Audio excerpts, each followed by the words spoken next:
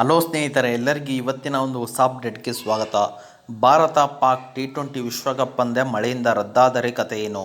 ಸಾಂಪ್ರದಾಯಿಕ ಎದುರಾಳಿಗಳಾದ ಭಾರತ ಹಾಗೂ ಪಾಕಿಸ್ತಾನ ನಡುವಿನ 2024 ICC T20 ವಿಶ್ವಕಪ್ ಟೂರ್ನಿಯ ಪಂದ್ಯಕ್ಕೆ ಕ್ಷಣಗಣನೆ ಶುರುವಾಗಿದೆ.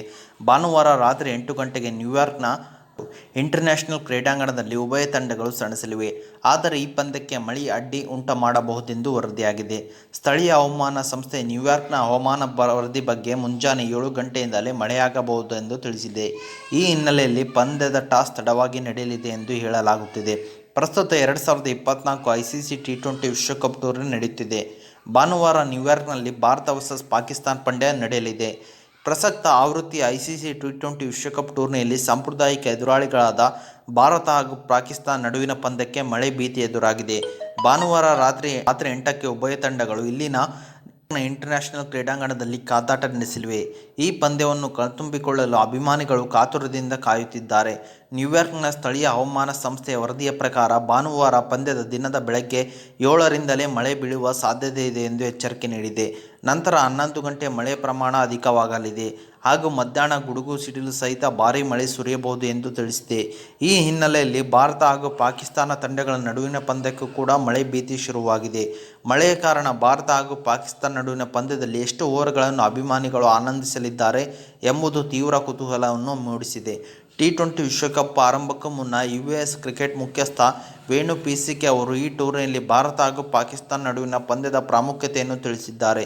ಭಾರತ ಹಾಗೂ ಪಾಕಿಸ್ತಾನ ನಡುವಿನ ಪಂದ್ಯದ ಬೇಡಿಕೆ ವಿಷಯ ತುಂಬಾ ದೊಡ್ಡದು.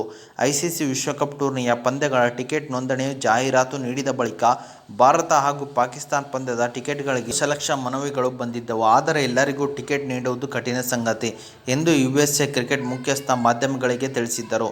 T20 ವಿಶ್ವಕಪ್ ಟೂರ್ನಿಯ ಗುಂಪು ಹಂತದ ಪಂದ್ಯಗಳಿಗೆ ಯಾವುದೇ ರೀತಿಯ ಮೀಸಲು ದಿನವನ್ನು ನೀಡಲಾಗಿಲ್ಲ.